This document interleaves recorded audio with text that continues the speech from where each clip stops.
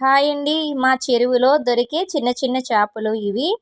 ఇలా ఊర్లు వెళ్తేనే చెరువులంటూ వెళ్తూ ఉంటాం కదా! మాకైతే ఈ చిన్న చిన్న చేపలు దొరుకుతాయి.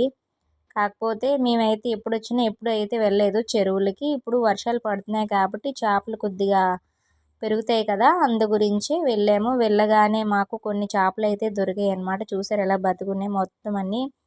బతికే ఉన్నాయి, ఏవి చచ్చిపోలేదు, అన్నీ బాగానే ఉన్నాయి. నీరు కిందకి పారుతుంటే వెళ్తుంటే ఎలా ఎగబాకుతున్నాయి పైకి చూసారా. కాకపోతే వల ఒక సైడ్ వేస్తే ఇవి ఒక సైడ్ వెళ్ళిపోతున్నాయి, దొరకట్లేదు. చేతికి కూడా కొన్ని దొరుకుతున్నాయి అన్నమాట.